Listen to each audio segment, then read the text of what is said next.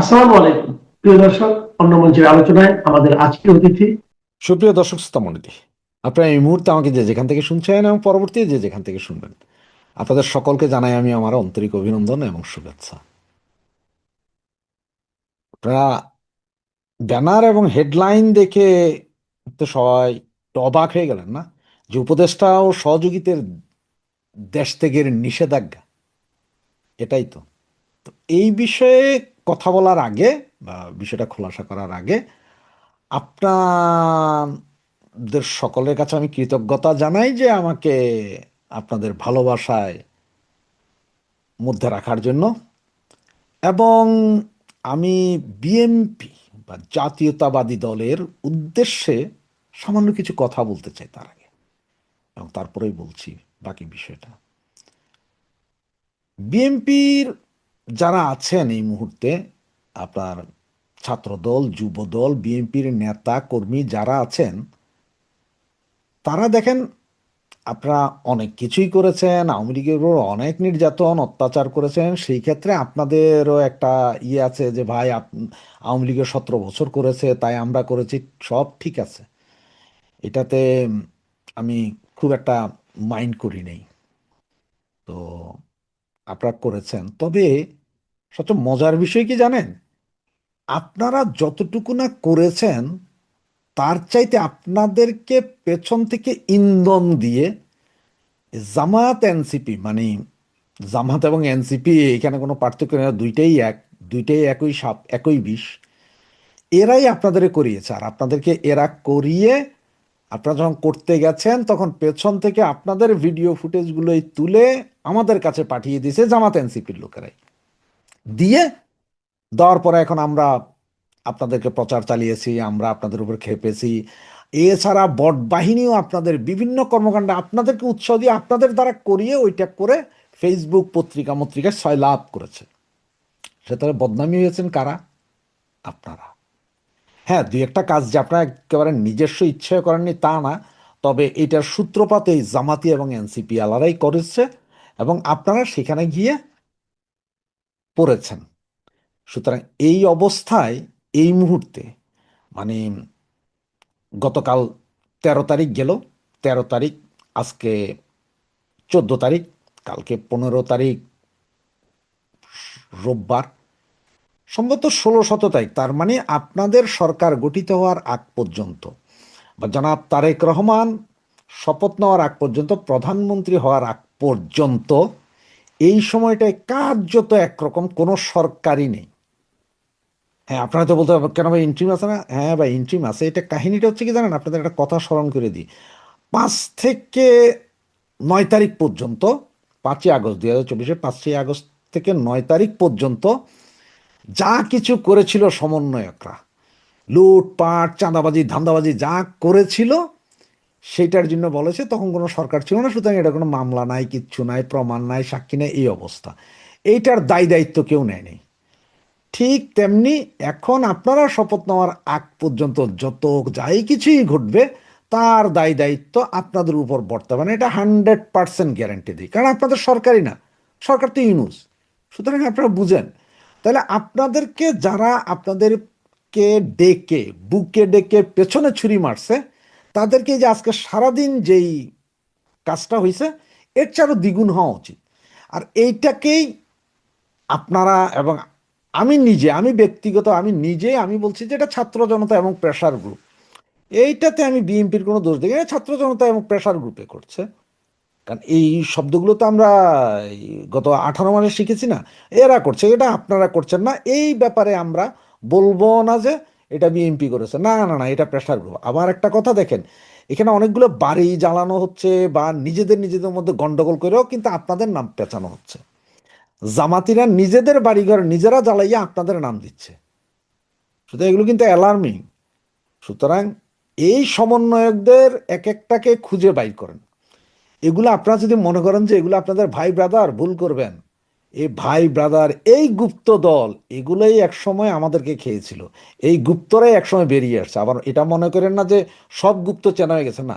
গত 18 মাসে সর্বোচ্চ 50%, সর্বোচ্চ 50% গুপ্তের চেহারা প্রকাশ পেয়েছে, বাকি 50% এখনো ভেতরেই রয়ে গেছে। আর আপনাদের জন্য যদি প্রয়োজন হয়, আমি এর আগের একটা ভিডিওতে আপনাদেরকে এই পুলিশ প্রশাসনে কারা কারা জামাতি, কারা কারা বিএনপি, সেটার একটা লিস্ট দিয়েছিলাম। জামাতিগুলোর তো ঘেচাং ঘেচাং খাইবেন, আর বিএনপির গুলোর মধ্যে হয়তো আবার গুপ্ত শিবির আছে কিনা সেটাও দেখেন। আর এছাড়া জেলা প্রশাসকদের একটা তালিকা আমি 2-1 দিনের ভিতরে দিয়ে দিব, যেটা আপনারা হয়তো প্রকাশ করে দিতে পারবেন। সেখানেও জামাত বিএনপি কারা কারা আছে এটা জেনে যাবেন, নো প্রবলেম, এটাও আপনারা জানবেন।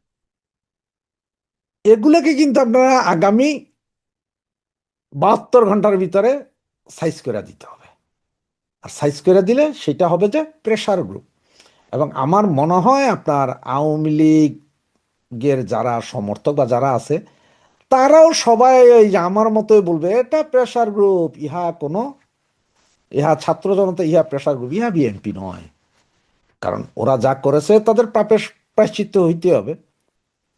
আর এখন আসে এই উপদেষ্টা এবং সহযোগীদের দেশ থেকে নিষেধাজ্ঞা। তারেক রহমান সাহেব, আপনি যেই মাত্র ক্ষমতায় বসবেন, আপনার প্রথম কলমটা চালাতে হবে এই উপদেষ্টা, তাদের সহযোগী, সমন্বয়ক, এরা কেউ যাতে দেশ ত্যাগ করতে না পারে।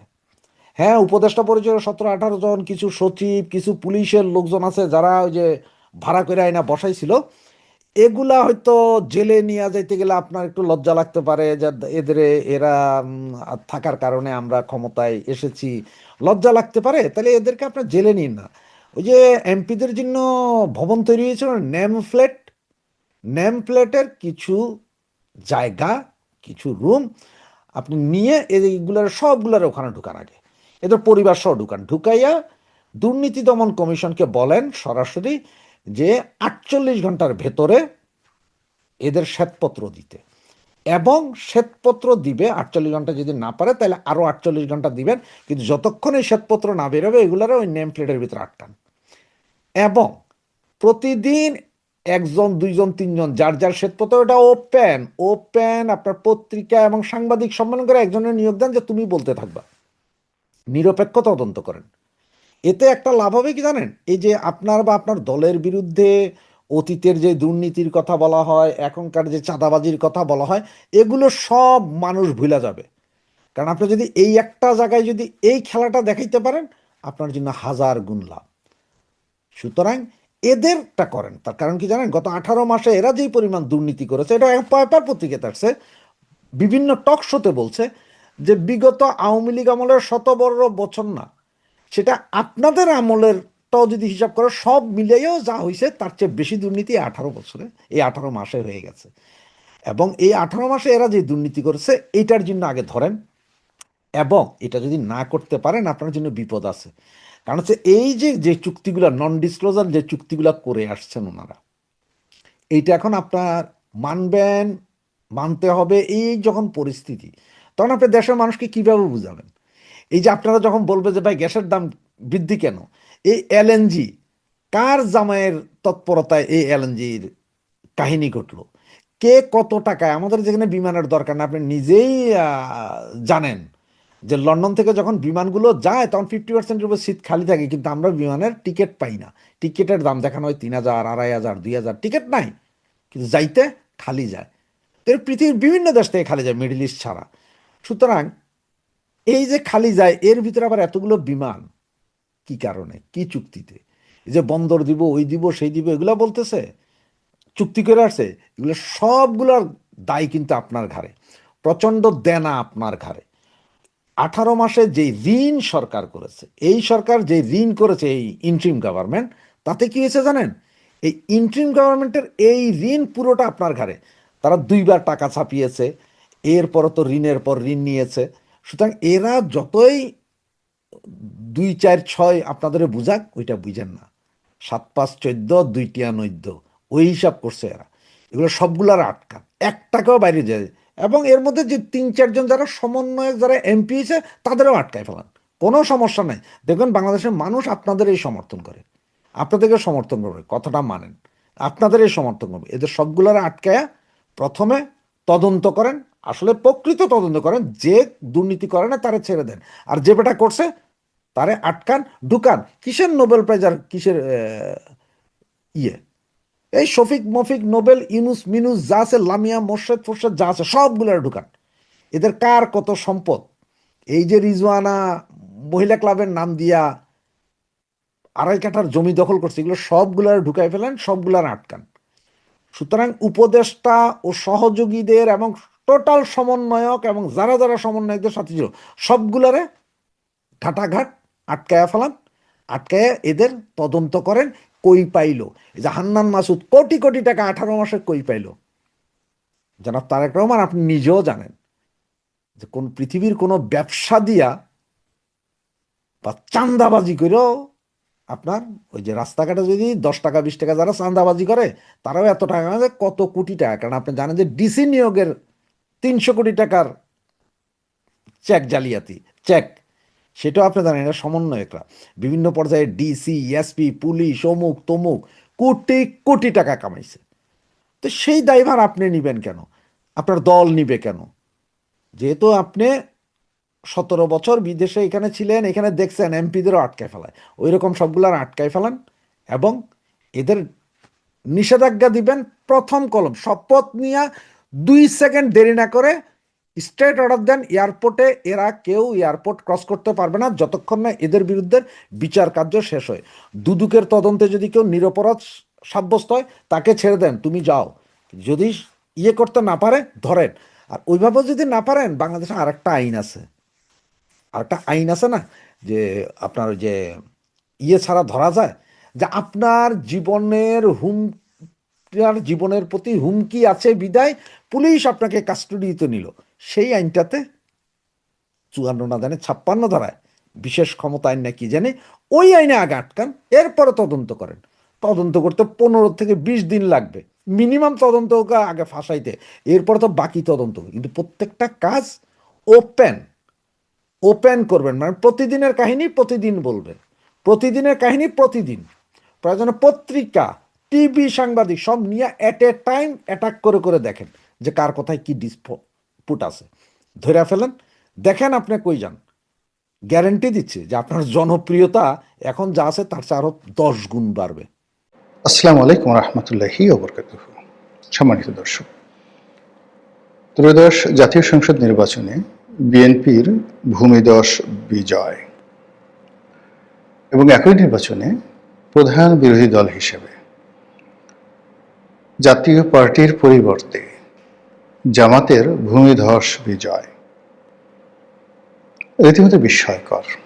বিএনপি 200-র উপরে সিট পেয়েছে, জামাত প্রায় 80টার উপরে, প্রায় 80টার মতো সিট পেয়েছে। জাতীয় পার্টি সহ অন্যান্য যে সকল স্বতন্ত্র প্রার্থীরা মাঠে দাঁড়িয়েছিলেন প্রায় সবাই গোহারা হেরেছে। আমরা আওয়ামী লীগে যারা খুব বড় একটি রাজনৈতিক দল, শৃঙ্খলাবদ্ধ রাজনৈতিক দল এবং ডেডিকেশন যাদের রয়েছে এই দলের প্রতি, এই সম্পর্কে যারা উচ্চ আশা পোষণ করতাম, আমরা ধারণা করতাম যে শেখ হাসিনার হুকুমের বাইরে, জয়ের হুকুমের বাইরে আওয়ামী লীগের একজন সিঙ্গেল ভোটার ভোট কেন্দ্রে যাবে না।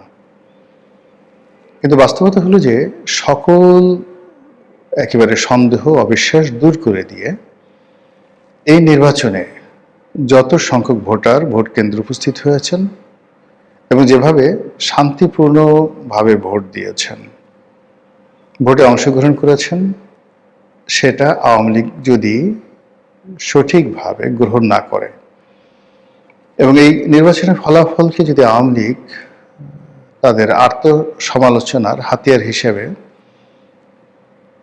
তারা মূল্যায়ন না করে, তাহলে বহু বছর তাদেরকে উদ্ভ্রান্তের মতো ঘুরে বেড়াতে হবে। প্রকৃতির যে একটা বিচার, সেই বিচারের কারণে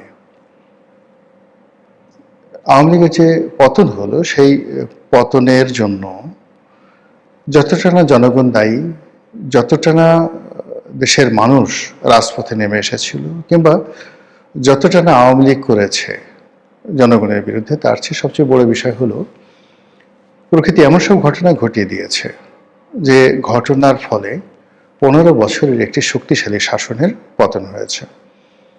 এবং এই ভোটের একদিন আগ পর্যন্ত আওয়ামী লীগের যারা লোকজন তারা শতভাগ নিশ্চিত ছিল ভোট হবে না। দ্বিতীয় ছিল যে ভোট যদি হয়ও তারা যারা আওয়ামী লীগ করেন তারা কখনোই ভোট কেন্দ্রে যাবেন না। এবং আমি নিজেও ব্যক্তিগতভাবে মনে করতাম যে আওয়ামী লীগের এই যে আত্মবিশ্বাস সেটা হয়তো সঠিক, এবং আওয়ামী লীগের ভোটাররা যদি ভোট কেন্দ্রে না যায়, ভোট কোনো অবস্থাতে উৎসবমুখর হবে না, অংশগ্রহণমূলক হবে না, এবং 20-25% ভোট হবে কিনা সন্দেহ। এরকম একটা ধারণা আমারও ছিল। কিন্তু বাস্তবতা হলো যে নির্বাচনের দিন এই হাতে গোনা কিছু ভোট কেন্দ্র ছাড়া প্রায় সব ক্ষেত্রেই ভোটাররা হুমড়ি খেয়ে পড়েছেন। এখানে কোনো ইলেকশন ইঞ্জিনিয়ারিং ছিল কিনা আল্লাহ ছাড়া বলতে পারবে না, কিন্তু আমরা দৃশ্য তো দেখিনি। শান্তিপূর্ণভাবে হয়েছে, এবং বাংলাদেশের ইতিহাসে এত কম মারামারি, এত কম গন্ডগোল এবং হানাহানি ছাড়া একটি সুন্দর নির্বাচন কল্পনাই করা যায় না। তো সেই দিক থেকে বিএনপির বিজয়, তারেক রহমান সাহেবের প্রধানমন্ত্রী হওয়া, এইগুলো যদি আপনি আওয়ামী লীগের একদম শেষ কয়েকটি বছরের কথাবার্তার সঙ্গে তুলনা করেন, তাহলে বুঝতে পারবেন যে তাদের মধ্যে কতটা মনোবেদনা তৈরি করেছে।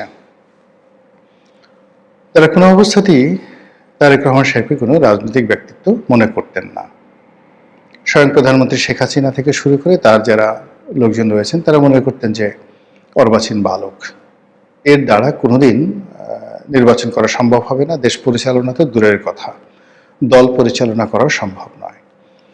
এবং তাদের সেই তুচ্ছতাচ্ছিলের কারণে তারেক রহমান সাহেবের যতটুকু না যোগ্যতা আছে, আওয়ামী লীগ করতো কি সেই যোগ্যতাটাকে আরও 99% কমিয়ে মাত্র 1% তার সেই যোগ্যতার নম্বর দিয়ে তাকে সেভাবে মূল্যায়ন করতেন। উঠতে বসতে গালাগাল, জিয়াউর রহমানকে গালাগাল, বেগম জিয়াকে গালাগাল। জিয়াউর রহমান পাকিস্তানের চর ছিলেন। তারপর তারেক রহমান সাহেবের হাওয়া ভবন, দুর্নীতি, অনিয়ম, যথেচ্ছার, যা নিয়ে আওয়ামী লীগের লোকজন যেভাবে কথাবার্তা বলেছেন, আপনি ওই সময় সংসদের যে কার্যপ্রণালী বিধি রয়েছেন সেগুলো শুনলেই বুঝতে পারবেন যে ওই সময়টিতে আওয়ামী লীগের নেতৃবৃন্দ, শেখ সেলিম থেকে শুরু করে অন্যান্য সিনিয়র নেতৃবৃন্দ, এমনকি তোফায়েল আহমেদ, আমির হোসেন আমু, মতিয়া চৌধুরী এবং স্বয়ং প্রধানমন্ত্রী শেখ হাসিনা বেগম জিয়া সম্পর্কে, জিয়াউর রহমান সম্পর্কে, তারেক জিয়া সম্পর্কে কী সব কথাবার্তা বলেছেন। বাস্তবতা হলো যে এই প্রকৃতি এরকম একটা, যাকে বলা হয় অধিক্ষেত্র, এখানে সব কর্মেরই সমান প্রতিক্রিয়া রয়েছে। 2001 সন থেকে 2006 সন পর্যন্ত বিএনপি আওয়ামী লীগের সঙ্গে যে কাজগুলো করেছে প্রকৃতি তাদেরকে ফিরিয়ে দিয়েছে। আবার 2009 থেকে 2025 পর্যন্ত আওয়ামী লীগ যে কাজগুলো করেছে বিএনপির প্রতি, সেই কাজের প্রতিদানও প্রকৃতি প্রথমত বিএনপিকে দিয়েছে, দ্বিতীয়ত আওয়ামী লীগকে দিয়েছে। আওয়ামী লীগ এখন কী করবে? তারা যতবার শুনবে যে প্রধানমন্ত্রী তারেক রহমান জাতির উদ্দেশ্যে ভাষণ দেবেন, প্রধানমন্ত্রী তারেক রহমান ভারত ভ্রমণে যাবেন, আর বিমানবন্দরে তাকে অভ্যর্থনা জানানোর জন্য স্বয়ং নরেন্দ্র মোদী উপস্থিত, এ দৃশ্য যখন শেখ হাসিনা দেখবেন, তার লোকজন দেখবেন, তাদের কেমন লাগবে, কতটা কষ্ট তারা পাবেন। তারা কি তারেক রহমান সাহেবের যে সাহায্য, সহযোগিতা, অনুকম্পা, এগুলো নিয়ে বাংলাদেশে আসবেন, রাজনীতিতে পুনর্বাসিত হবেন? অথবা তারেক রহমান সাহেব যদি তার ঔদার্যতা ভুলে গিয়ে প্রতিহিংসা পরায়ণ হয়ে ওঠেন আওয়ামী লীগের মতো, এবং আওয়ামী লীগের লোকজনদেরকে তিনি তার গতানুগতিক বাংলাদেশের যে ট্রেডিশন, সেই ট্রেডিশন অনুযায়ী শাস্তি দেন, মামলাগুলো চালিয়ে নেন, যেগুলো আইসিটিতে মামলাগুলো চলছে সেই মামলাগুলো তিনি চালিয়ে নেন, এবং আওয়ামী লীগ যেভাবে বলতো 11-11 সময় যে মামলাগুলো হয়েছিল বেগম জিয়ার বিরুদ্ধে, তারেক রহমান সাহেবের বিরুদ্ধে, সেই মামলাগুলো আওয়ামী লীগ চালিয়ে নিয়েছিল এবং বলছিল আমরা তো এই মামলাগুলো দেইনি। এই মামলাগুলো 11-11 সময়টিতে যারা সেনা শাসক ছিলেন তারা দিয়েছেন। তো এখনো যদি তারেক রহমান সাহেব বলেন যে শেখ হাসিনার বিরুদ্ধে, আওয়ামী লীগের বিরুদ্ধে আমরা তো কোনো মামলা দেইনি, এই মামলাগুলো ডক্টর মোহাম্মদ ইউনূসের জমানায় হয়েছে, আর এখন বাংলাদেশের কোর্ট কাছারি স্বাধীন বিচার ব্যবস্থা রয়েছে, আমরা তো সেই বিচার ব্যবস্থায় হস্তক্ষেপ করতে পারি না। অর্থাৎ শেখ হাসিনার মুখের ভাষাগুলো, আইনমন্ত্রী আনিসুল হকের মুখের ভাষাগুলো যদি এখন তারেক রহমান সাহেব অনুকরণ করেন, একই কথা বলেন, তাহলে আওয়ামী লীগের জন্য কি পরিস্থিতি হবে? এক। ২ নম্বর হলো যে গত অল্প কয়েকদিনের মধ্যে আমরা তারেক রহমান সাহেবের বাংলাদেশে আগমন যত দ্রুত তিনি সিদ্ধান্ত নিয়েছেন এবং দেশে আসার পর তিনি যেভাবে নিজেকে উপস্থাপন করেছেন এবং যতটা পরিশ্রম করে সারা বাংলাদেশ চষে বেরিয়েছেন, এতে নিশ্চিত করে বলা যায় যে 2001 সনের তারেক রহমান সাহেব এবং 2025 সনের তারেক রহমান সাহেবের মধ্যে আকাশ এবং পাতাল পার্থক্য। অন্যদিকে 2009 সনের শেখ হাসিনা কিংবা 2025 সনের সজীব ওয়াজেদ জয় বা আর তারেক রহমান সাহেব এক জিনিস নয়। তার সঙ্গে রাষ্ট্রের ক্ষমতা, আন্তর্জাতিক মহলের সাহায্য এবং সহযোগিতা সব মিলিয়ে আওয়ামী লীগকে তাদের নীতি, আদর্শ, চিন্তা, চেতনা, অঙ্গভঙ্গি, কথাবার্তা, রং ঢং সবকিছু পরিবর্তন করতে হবে। আদারওয়াইজ এই রাজনীতিতে তাদের ফিরে আসাটা সুদূর পরা হতো। ধরুন তারেক রহমান সাহেব তো প্রায় 17 বছর পরে এলেন। এখন জয় যদি 17 বছর পরে আসেন, জয়ের বয়স এখন প্রায় 55 বছর। 17 বছর পরে জয়ের বয়স কত বছর হবে? 65, 70, 72 বছর বয়স। 17 বছর পর শেখ হাসিনা কতদিন থাকবেন? আল্লাহ তো ন্যায় বিচারক। তিনি বিএনপিকে যে কর্মের জন্য 17 বছর শাস্তি দিয়েছেন, আর আওয়ামী লীগকে সেই কর্মের জন্য যদি কম করে হইলেও 17 বছর বা 20 বছর সাজা দেন, তাহলে এখন যারা আছেন তারা কোথায় থাকবেন, কি বলবেন, কি করবেন ইত্যাদি অনেকগুলো বিষয়। আর এই যে আওয়ামী লীগের দুর্ভোগ এবং দুর্দশা, এটাকে সংক্ষিপ্ত করার জন্যে আওয়ামী লীগ যে কাজটি করতে পারে সেটা হল তওবা, অনুশোচনা, নিজের ভুল স্বীকার করা এবং জায়নামাজে বসে তাহাজ্জুদের নামাজ পড়ে মহান আল্লাহ রাব্বুল আলামিনের কাছে কান্নাকাটি করা, সুন্দরভাবে বলা যে হে আল্লাহ, তুমি আমাকে যে নিয়ামত দিয়েছিলে বা আমাদেরকে যে নিয়ামত দিয়েছিলে, আমরা সেই নিয়ামতের মর্যাদা রক্ষা করতে পারিনি। আমরা সম্মানিত মানুষকে বেইজ্জতি করেছি আর অসম্মানিত এবং বাজে লোকদেরকে সম্মানের চেয়ারে বসিয়েছি। আমরা দুর্বৃত্তদের হাতে ক্ষমতা ছেড়ে দিয়েছি আর ভালো মানুষদেরকে নির্বাসনে পাঠিয়েছি। হে আল্লাহ, তুমি আমাদেরকে মাফ করে দাও, নতুন করে আমাদেরকে আবার একটি সুযোগ দাও। প্রতিটি মানুষ এভাবে যদি তওবা না করেন, আওয়ামী লীগের ফিরে আসাটা সত্যিকার অর্থে আল্লাহ কবে তাদেরকে মঞ্জুর করেন ফিরে আসাটা, এটা আল্লাহ ছাড়া কেউ বলতে পারবেন না। অন্যদিকে বিএনপির যারা কর্তা ব্যক্তি এই ভূমিধস বিজয়ে তারা যদি উদ্বেলিত হয়ে যান, তারা যদি আওয়ামী লীগের মতোই আচরণ করেন এবং তারা যদি ক্ষমাকে উদার্য হিসেবে না নেন এবং একটি বাংলাদেশ বিনির্মাণে যে সকল প্রকার সাহায্য এবং সহযোগিতা দরকার এই উদার মনোভাব যদি পোষণ না করেন, তাহলে আল্লাহ 17 বছর পরে তাদেরকে যে নিয়ামত দিয়েছে এই নিয়ামত নিয়ে নিতে বা ছিনিয়ে নিতে আল্লাহর 17 সেকেন্ড সময় লাগবে না। কাজে যে নিয়ামত দিয়েছে তার শুকরগুজার করতে হবে, ন্যায় বিচার প্রতিষ্ঠা করতে হবে এবং যে ভুল ডক্টর মোহাম্মদ ইউনূস করেছেন গত 17 মাসে, জনাব তারেক রহমান সাহেবকে অবশ্যই সেই ভুলগুলো করা যাবে না। আল্লাহ আমাদের সবাইকে হেদায়েত দান করুন, হেফাজত করুন। আসসালামু আলাইকুম ওয়া রাহমাতুল্লাহি ওয়া বারাকাতুহু।